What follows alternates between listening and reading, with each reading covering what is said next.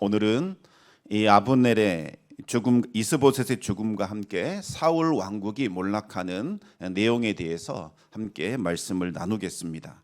사울 왕국의 실권자였던 이 아브넬이 요압에게 살해되었다는 소식이 이제 이스라엘에게 전해지면서 사울 왕궁은 급속도로 무너지게 됩니다. 오늘 본문 1절 말씀 우리 같이 한번 읽어보겠습니다. 사울의 아들 이스보셋은 아브넬이 헤브론에서 죽었다 함을 듣고 손에 맥이 풀렸고 온 이스라엘이 놀라니라. 아멘. 사울 왕국의 통치자는 이스보셋이었지만 이스보셋의 정권은 사실상 아브넬에 의해서 유지되고 있었습니다.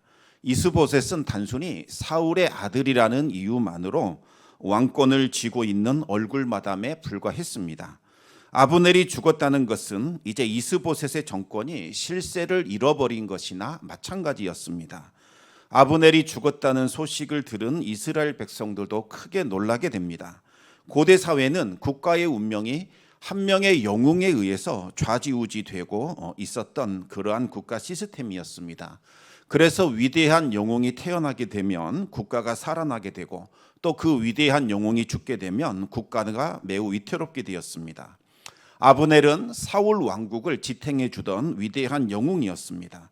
그런 아브넬이 하루아침에 요압에게 암살되었으니 이스라엘 백성들은 혼돈과 두려움에 빠질 수밖에 없게 되었습니다. 이스보셋이 할 수 있는 일은 아무것도 없었습니다. 이스보셋은 어떤 삶을 살았을까요? 우리 함께 오늘 본문 5절 말씀을 같이 한번 읽겠습니다. 브에롯 사람 림몬의 아들 레갑과 바하나가 길을 떠나 볕이 쬐을 때쯤에 이스보셋의 집에 이르니 마침 그가 침상에서 낮잠을 자는지라. 이스보셋이 할 수 있는 일이라고는 단순히 침상에 누워 낮잠 자는 것, 그것밖에 없었습니다.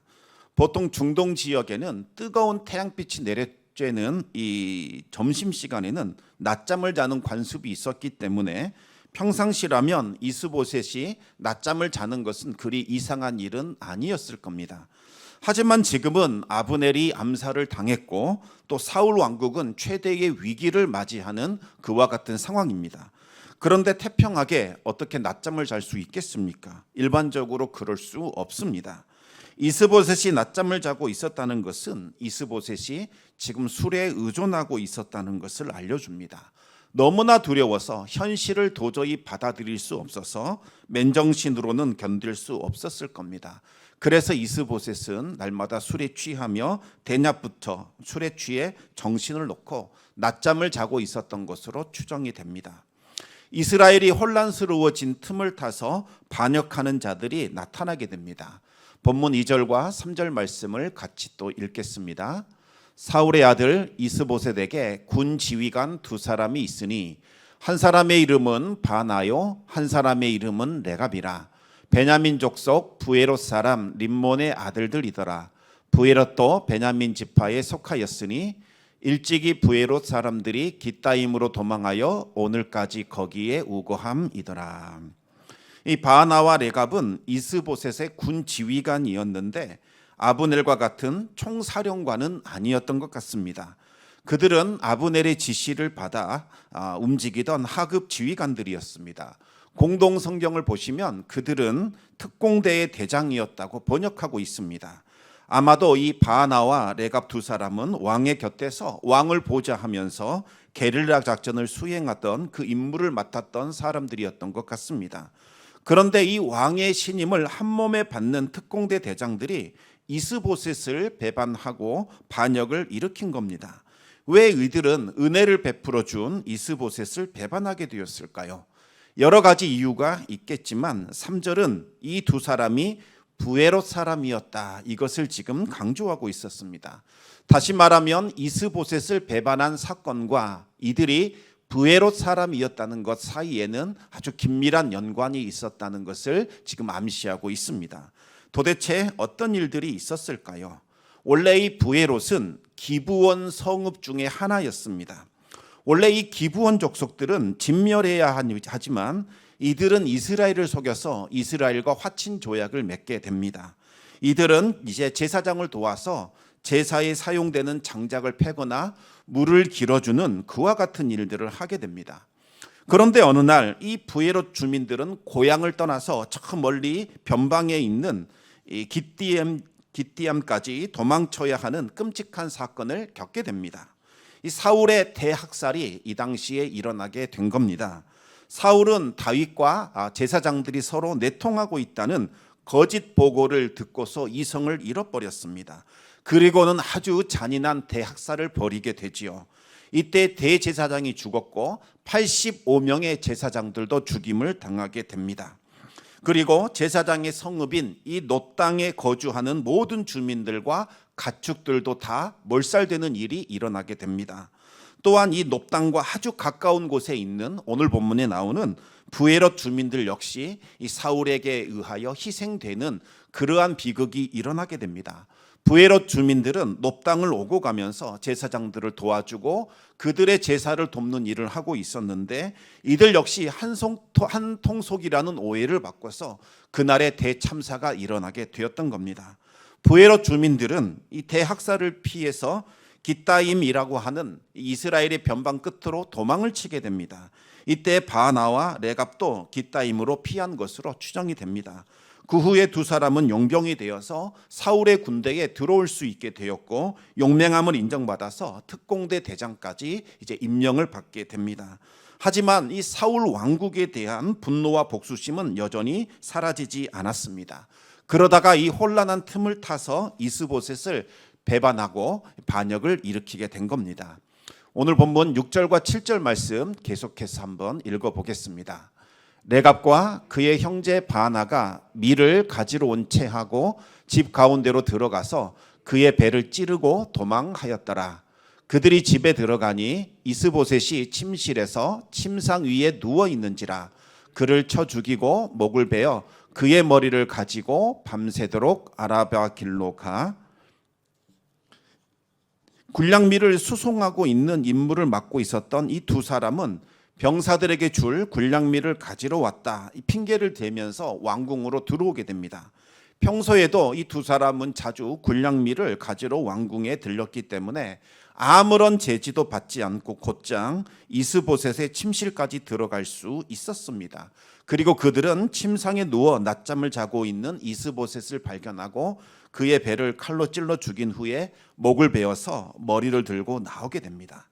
그들은 밤새도록 다윗이 있는 헤브론까지 달려왔습니다. 무려 100km나 되는 거리를 20시간이나 쉬지 않고 달려온 겁니다. 그들은 즉시 다윗을 찾아갔습니다. 그들은 이스보셋의 머리를 다윗에게 바치면서 왕의 생명을 해치려고 하던 그 원수의 아들 이스보셋의 머리를 가져왔습니다. 이렇게 말하면서 하나님께서 당신의 원수를 오늘날 갚아주셨습니다. 이렇게 말을 했습니다. 마치 그들이 하나님의 대리자가 되어서 하나님의 뜻을 대신 이루어 준 것처럼 그렇게 말을 했던 겁니다. 하지만 그들은 자신의 이익을 위해서 이와 같은 일을 저지른 것이지 하나님의 뜻을 위해서 이러한 일을 한 것은 아니었습니다. 차마 이 사적인 원한과 개인의 영달을 위해서 내가 섬기던 왕을 배반했습니다, 이렇게 말할 수 없어서 하나님의 이름을 거론하면서 하나님의 뜻을 들먹인 것입니다. 자신들이 저지른 죄악을 정당화시키기 위하여 하나님의 이름을 지금 망령되이 일컫게 되는 거지요.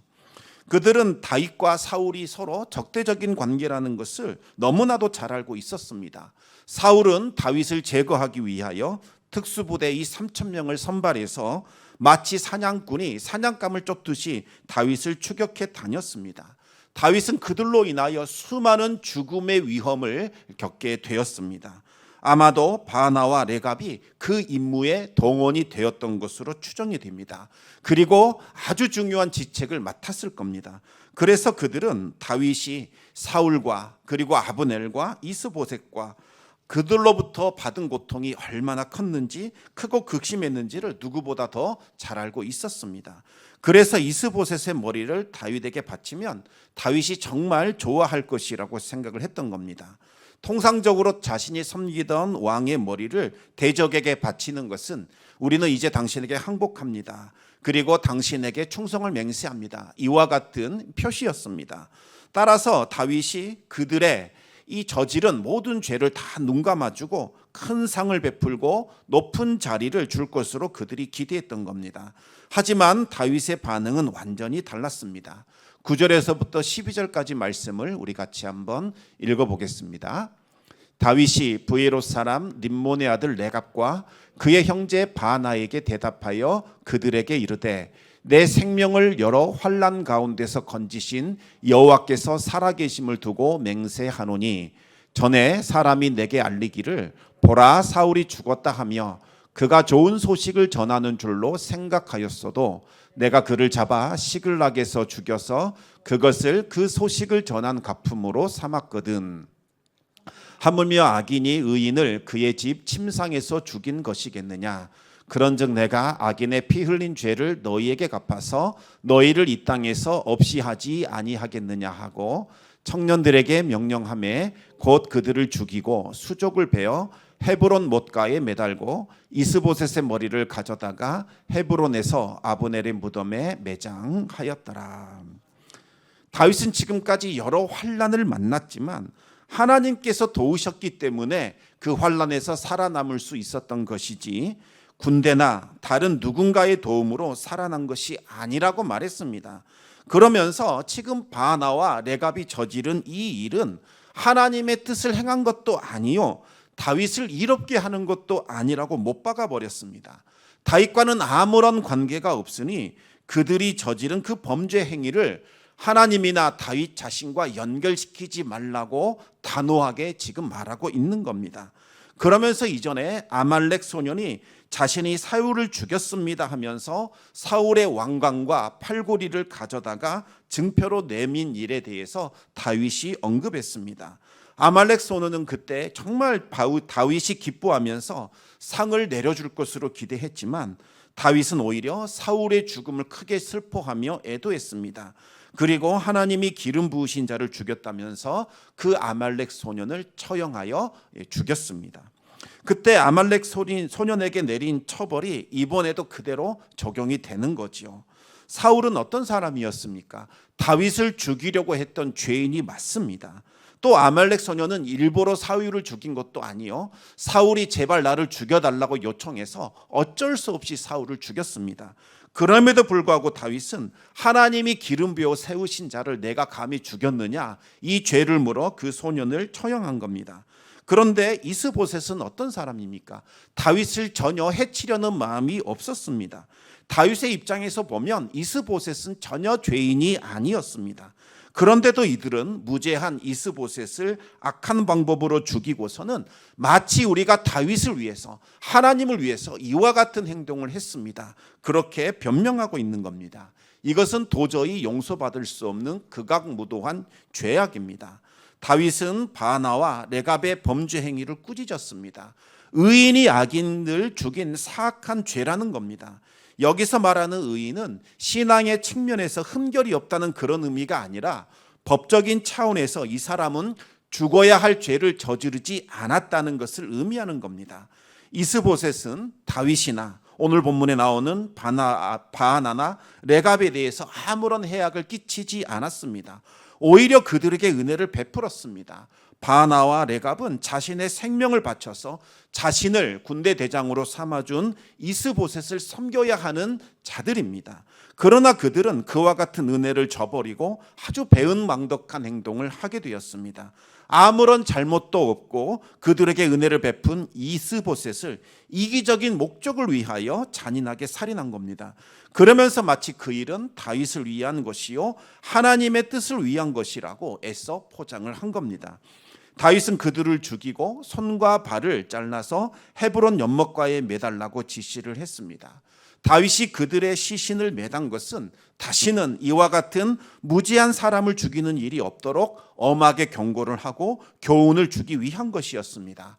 그리고 이스보셋의 죽음은 다윗과는 아무런 관계가 없다는 사실을 천하에 알리기 위한 것이었습니다. 이제 이 이스보셋의 죽음으로써 사울의 모든 아들들이 다 죽었습니다. 큰아들 요나단, 둘째 아들 아비나답, 셋째 아들 말기수아는 블레셋과의 전투에서 사울과 함께 전사했습니다. 그리고 사울의 왕권을 이어받은 막내 아들 이스보셋마저도 자신의 부하였던 바나와 레갑에 의하여 배신을 당하며 살해되었습니다. 이제 이 이스보셋의 죽음으로 인하여 사울의 왕권을 이어받을 수 있는 사람은 한 사람도 남아있지 않게 되었습니다. 물론 죽지 않고 살아남은 혈육이 하나 있긴 합니다. 바로 요나단의 아들인 무비보셋입니다. 우리 함께 4절 말씀을 같이 한번 읽어보겠습니다. 사울의 아들 요나단에게 다리 저는 아들 하나가 있었으니 이름은 무비보셋이라. 전에 사울과 요나단이 죽은 소식이 이스라엘에서 들어올 때에 그의 나이가 5살이었는데 그 유모가 안고 도망할 때에 급히 도망하다가 아이가 떨어져 절개 되었더라.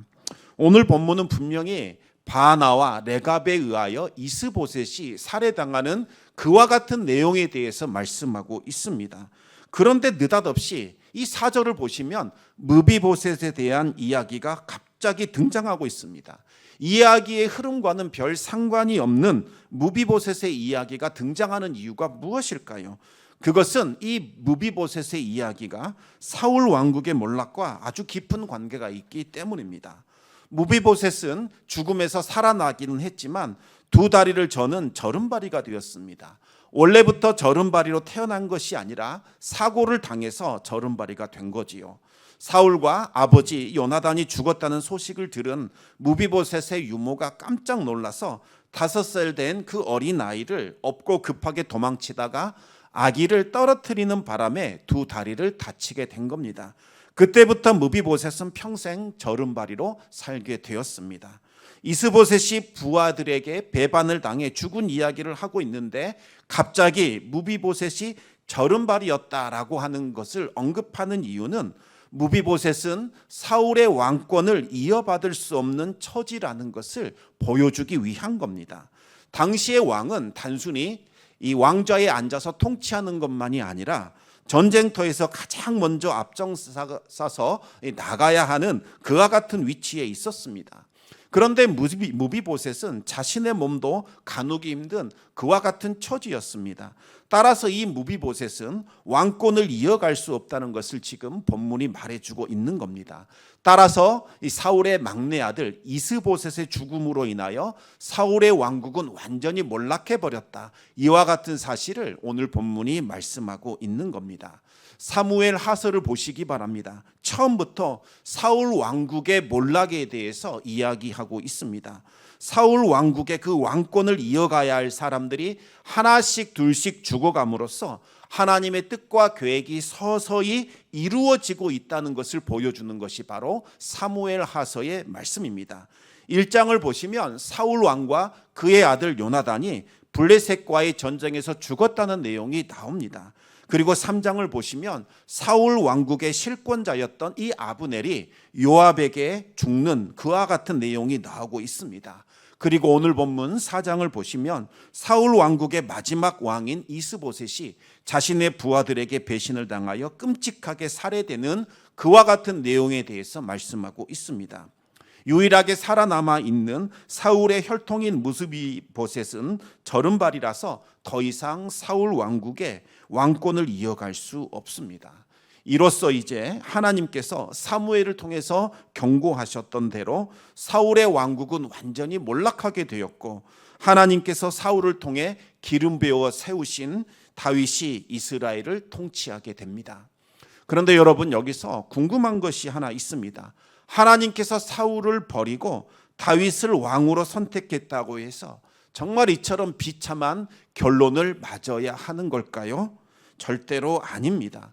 하나님이 하신 일은 사울에게서 왕권을 빼앗아 다윗에게 넘겨준 것 그것밖에 없었습니다. 하나님은 사울에게 비참한 결말을 선고하신 적이 없었습니다. 만약 사울이 하나님 뜻에 순종하여서 자신의 사위였던 다윗에게 정말 은혜롭게 순조롭게 왕권을 물려줬더라면 사울은 이스라엘의 왕조를 세운 건국의 아버지로 크게 높임을 받고 존경을 받았을 겁니다. 그리고 사울의 자녀들은 왕족으로서 아주 높임을 받으며 잘 살아갈 수 있었을 겁니다. 하지만 사울은 그 왕권에 집착해서 하나님의 뜻을 거역했고 급기야는 하나님을 대적하는 자로 변질되어 버렸습니다. 자신이 거느린 그 3천 명의 특수부대를 동원하여 하나님이 기름 부어 세우신 다윗을 죽여서 하나님의 계획을 완전히 무산시켜버리고 이스라엘의 왕권을 자신의 후손에게 물려주려는 그와 같은 악한 시도를 계속해서 펼치게 되었습니다. 하나님은 다윗에게 사울을 죽일 수 있는 기회를 허락하셔서 사울의 목숨은 하나님의 손에 달려있다는 사실을 알게 하셨고 더 이상 이제 하나님의 뜻을 거역하지 말라. 한 걸음 더 나아가게 된다면 너는 죽임을 당할 것이다. 수차례 경고하셨습니다. 하지만 끝내 사울은 자신의 야망과 고집을 꺾지 않았습니다. 그 사울의 완악함과 고집과 불순종은 끝내 자기 자신을 파멸로 몰아갔을 뿐만 아니라 자신의 사랑하는 세 아들의 목숨까지 빼앗아가는 비극적인 결과를 가져오게 했습니다. 사울이 어떻게 죽었습니까? 사울의 시신은 머리가 잘린 채로 몸통만 벳산 성벽에 매달려 있었고 그 옆에는 사랑하는 세 아들의 시신 역시 벳산 성벽에 나란히 못 박혀 있었습니다. 벳산 성벽은 사람들이 자주 오고 가는 교통의 요충지였기 때문에 많은 사람들이 사울과 그의 아들들의 비참한 죽음을 볼 수 있었습니다. 사울과 그의 아들들은 하나님을 대적한 결과 명예롭게 죽지 못하고 저주받아 죽는 그와 같은 비참한 결론을 맞이하게 됩니다. 그리고 사울 왕국은 이것으로 끝나지 않았습니다. 아브넬과 이스보셋은 사울과 그의 아들들이 비참하게 죽는 것을 보고서도 하나님을 두려워하지 않았고 도리어 하나님의 뜻을 거스르며 거역하게 됩니다. 그들은 그 정치적인 야망에 사로잡혀서 하나님을 정면으로 대적했습니다. 결국 이 아브넬은 요압에게 죽임을 당하게 되었고 이스보셋은 부하들에게 배신을 당하여 비참하게 죽어가게 됩니다. 여러분, 우리가 살다 보면 하나님을 믿지 않고 자신의 뜻대로 살아가는 사람들, 이 사람들이 더 잘되고 그의 자녀들이 형통하게 되는 것을 보게 됩니다.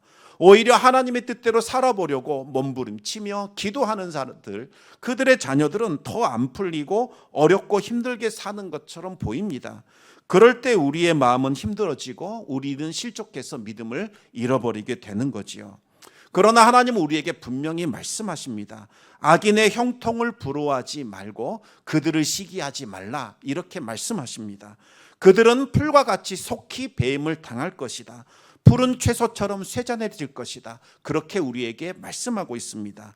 의인은 잠시 잠깐 고난을 받게 되지만, 어려움을 당할 수 있게 되지만 끝내는 그 의인이 땅을 차지하게 될 것이요 풍성한 결실을 거두게 될 것이라고 약속하고 있습니다. 우리 함께 시편 37편 25절에서 29절까지 말씀을 같이 읽겠습니다. 내가 어려서부터 늙기까지 의인이 버림을 당하거나 그의 자손이 걸식함을 보지 못하였도다. 그는 종일토록 은혜를 베풀고 꾸어주니 그의 자손이 복을 받는도다. 악에서 떠나 선을 행하라. 그리하면 영원히 살리니 여호와께서 정의를 사랑하시고 그의 성도를 버리지 아니하심이로다. 그들은 영원히 보호를 받으나 악인의 자손은 끊어지리로다. 의인이 땅을 차지하며 거기서 영원히 살리로다. 아멘. 엘리야도 한번 실족한 때가 있었습니다. 하늘에서 불이 내려오는 그 엄청난 기적을 보여줬음에도 불구하고 이스라엘이 하나님께 돌아오지 않는 그 패역함을 보면서 내가 할 수 있는 것이 더 이상 없다. 이 정도까지 했는데 이들이 하나님을 찾지 않는구나. 무기력감을 느끼면서 낙심하게 됩니다. 그러면서 한탄하게 되지요. 하나님, 이스라엘 자손들이 하나님의 언약을 다 버렸습니다. 하나님의 제단을 헐어버렸고 하나님의 선지자들 칼로 다 죽였습니다. 이제는 나 혼자만 남게 되었습니다. 그런데 이제는 제 생명까지 빼앗으려고 그들이 나를 죽이려고 하고 있습니다. 이렇게 울부짖었습니다. 이제 내가 죽으면 하나님의 뜻과 계획도 완전히 무너지는 것이 아닌가 하는 무기력감, 불안감, 두려움이 엘리야에게 있었습니다. 그때 하나님은 엘리야에게 이렇게 말씀하십니다. 그렇지 않다. 이스라엘 가운데에 바알에게 무릎 꿇지 않고 바알에게 입맞추지 않는 7,000명의 사람을 내가 남겨두었다 하시면서 엘리야를 위로했습니다. 비록 그 7,000명 네 눈에 보기에는 미천해 보이고 아무것도 아닌 것처럼 보이고 정말 한순간에 무너지는 연약한 존재처럼 보이지만 바로 그들을 통해서 바알과 아세라가 무너질 것이요 하나님의 뜻과 계획이 성취될 것이라고 그렇게 말씀을 하셨습니다. 하나님은 우리가 알 수도 없고 이해할 수 없는 방법으로 하나님의 뜻과 계획을 성취하시며 이루어 가십니다. 사울과 그를 따르는 그 악한 자들이 세상을 쥐락펴락하면서 모든 것을 뒤흔드는 것처럼 보였고, 정작 하나님이 세우신 다윗은 파리 목숨처럼 그들에게 쫓겨다니면서 하루하루를 근근히 살아가는 정말 무기력한 사람처럼 보였습니다. 그러나 결국에 이 사울 왕국은 무너지게 되었고 다윗 왕국은 세워지게 됩니다. 사울 왕국은 대단하게 보였지만 풀과 같이 속히 배임을 당했고 푸른 채소같이 쇠잔함을 입게 되었습니다. 그러나 보잘것없었던 다윗, 파리 목숨처럼 이리저리 떠돌며 다니던 그 다윗은 이스라엘 역사상 가장 강력한 왕권을 이루게 되었고, 그 시대의 이스라엘은 모든 나라들이 두려워하는 가장 크고 위대한 나라가 되었습니다. 하나님을 경외하고 하나님을 신뢰하고 하나님을 의지하는 자에게 하나님께서 주시는 은혜가 이와 같다는 것을 말씀하고 있습니다. 사랑하는 성도 여러분, 이 세상도 정욕도 다 사라져 없어질 날이 반드시 오게 됩니다. 오직 하나님의 뜻과 계획만 남아있게 되고, 오직 하나님의 뜻에 순종했던 그 사람들만 남아 이 땅을 차지하게 되면서 영원히 거하게 될 겁니다. 이 사실을 기억하면서 날마다 우리 각자에게 주어진 삶의 자리에서 하나님의 말씀에 순종하면서 묵묵하게 우리에게 주어진 일에 최선을 다하며 하나님께 순종할 수 있는 우리 귀하고 복된 성도님들 되시기를 우리 주님의 이름으로 축원합니다. 이 시간 우리 같이 기도하기를 원합니다. 우리 성도님들 정말 무기력할 때가 참 많습니다. 내가 기도한들 뭐가 바뀌겠나? 우리가 이렇게 예배의 자리에 앉아 하나님을 예배한들 이것이 무슨 소용이 있겠는가? 세상은 꿈쩍도 하지 않아 보이고, 세상은 더 잘 되는 것처럼 보이고, 교회는 계속 축소되고, 하나님을 믿는 사람들은 영향력 없이 다 사라지는 것처럼 보이는데, 우리가 이렇게 몸부림친들 이것이 무슨 소용이 있겠느냐? 이와 같은 탄식과 고백을 엘리야가 드렸습니다. 하나님, 제가 몸부림친들 뭐가 변하겠습니까? 보십시오, 바알과 아세라 선지자들 너무나 강력하고 그들이 온 세상을 쥐고 흔들었습니다. 하나님의 뜻을 따라 살고 있는 우리들은 한 사람도 남지 않는 이 처참한 현실을 바라봐 주십시오. 그럴 때 하나님께서 엘리야를 위로해 주셨습니다. 그렇지 않다. 바알에게 무릎 꿇지 않는 7,000명의 사람 내가 넘겨놓았다. 그들을 통하여 하나님의 일이 펼쳐질 것이요, 그들을 통하여 하나님의 기가 막힌 일들이 나타낼 것이다. 그렇게 말씀해 주셨습니다. 지금 동일하게 하나님은 우리에게 그와 같은 말씀을 하고 계십니다. 너희들이 보고 있는 이 대단해 보이는 거대한 악들 순식간에 사라져 없어질 것이다. 풀과 같이 쇠잔해질 것이다. 하나님, 우리와 동행하여 주시사 우리가 하나님을 바라보게 하여 주시고 말씀 붙들고 살아가게 함으로 하나님의 영광이 이 교회와 주의 성도들을 통하여 나타나게 하여 주시옵소서. 우리 같이 기도함으로 주님 앞에 나아가겠습니다.